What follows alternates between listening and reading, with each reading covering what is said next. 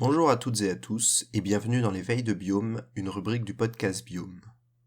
Le 16 mars dernier, je sortais l'épisode 9 des Veilles de Biome dans lequel je vous parlais de la deuxième partie du 6e rapport du GIEC depuis sa création.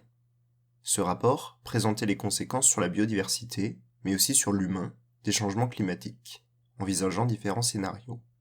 Et si vous ne savez pas ou plus ce qu'est le GIEC et ses rapports, vous pouvez aller réécouter l'épisode toujours en ligne.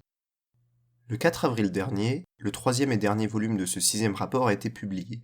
L'occasion donc d'y consacrer un nouvel épisode. Cette troisième partie porte maintenant sur l'atténuation des changements climatiques, c'est-à-dire sur les solutions, les possibilités encore offertes à l'humanité pour agir, dans le but de limiter les conséquences évoquées dans le deuxième volet. Elle mesure la bagatelle de 2913 pages, dont les médias ont un tout petit peu plus parlé que le deuxième, qui n'avait quasiment pas été évoqué, mais bien souvent en se contentant de retranscrire la donnée que vous avez dû toutes et tous entendre ou presque, il reste à l'humanité 3 ans pour agir. Je vais, dans ce nouvel épisode, essayer d'aller un petit peu plus loin et de vous retranscrire certains des grands points que j'ai relevés dans des extraits de rapports que j'ai cherchés et une partie des rapports que j'ai parcourus. Commençons peut-être par décrypter cette phrase beaucoup reprise, à savoir qu'il reste 3 ans pour agir. Si on l'a beaucoup entendue, c'est bien sûr qu'elle est assez choc, elle permet de réaliser l'urgence de la situation. Celle-ci est tirée d'une partie du rapport dans lequel les chercheurs et rapporteurs ont notifié que les émissions de CO2, même si on verra que le méthane est en jeu également, ne font qu'augmenter depuis qu'on les mesure, même si la courbe a tendance à augmenter moins vite ces dernières années. Mais cette diminution de l'augmentation, donc, n'est évidemment pas suffisante. Ainsi, il est clairement expliqué dans ce rapport que la courbe des émissions de CO2 doit diminuer à partir de 2025, donc dans 3 ans, si on veut espérer limiter le réchauffement à 1,5 ou 2 degrés Celsius. Dans le cas où les émissions diminueraient dès 2025, les chercheurs estiment les chances à 50% de maintenir l'augmentation des températures en 2100 à 1,5 degré et de 67% de chances à 2 degrés.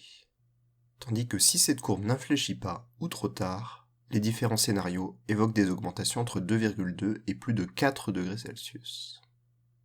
Alors quelles sont les solutions évoquées ici ? Déjà, une partie du rapport parle évidemment des énergies.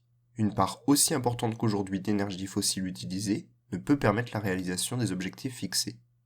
Ainsi, sans surprise, le rapport préconise bien évidemment la limitation des énergies fossiles et la multiplication de l'utilisation des énergies renouvelables, bas carbone, voire neutres, comme l'éolien, l'hydroélectricité ou encore le photovoltaïque. Avec les défauts que peuvent encore poser certaines de ces techniques, qu'il faudra donc améliorer en favorisant la recherche dans ces technologies et le recyclage. On peut également favoriser les techniques d'élimination du CO2. Si cela ne suffira de toute façon jamais à arriver à une neutralité carbone, cela aide fortement en complément des autres solutions. Les végétaux, par photosynthèse, le font très bien et naturellement. Donc déjà, on peut favoriser la plantation d'arbres, limiter la déforestation. Mais il existe également des techniques d'extraction de CO2 de l'atmosphère. Techniques qui seront certainement à développer et améliorer dans les années futures. Le méthane est également un des principaux gaz à effet de serre que les activités humaines relâchent en grande quantité. Les industries, notamment productrices d'énergie fossile, en relarguent une grande quantité. Donc diminuer ces énergies vont évidemment agir là-dessus. Mais l'élevage animal également est en grande partie responsable de ces émissions. Ainsi, même si ce sujet est aujourd'hui clivant, il va falloir revoir nos habitudes alimentaires pour limiter probablement la consommation de viande et de produits d'origine animale. D'autant que nos sociétés en mangent trop par rapport aux préconisations des médecins et de l'OMS, l'Organisation mondiale de la santé. Et puis bien sûr, quand on parle des énergies, une autre solution est tout simplement, façon de dire, la réduction de son utilisation. Limiter notre impact commence bien sûr par limiter notre consommation d'énergie.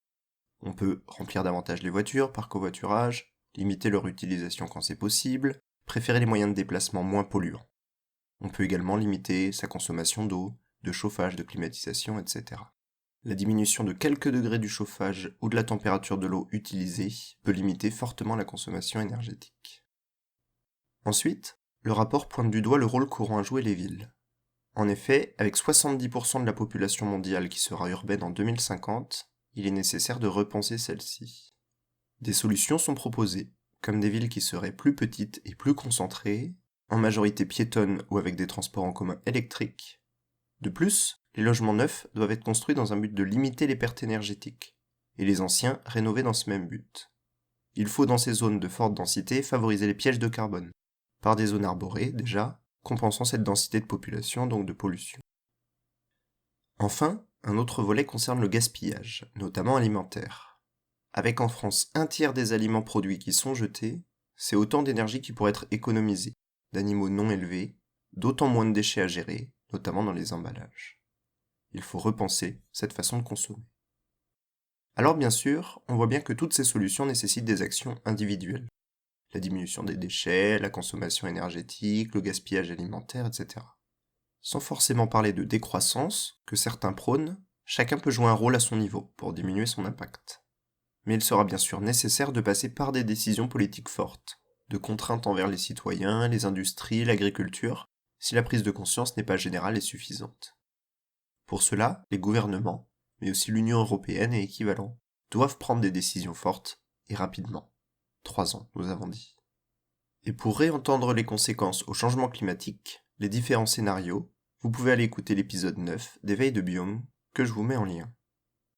La semaine prochaine, nous parlerons de fourmis, que nous connaissons souvent pour élever des pucerons, mais qui cultivent également des plantes et des champignons. Bonne fin de semaine et à bientôt dans Biome.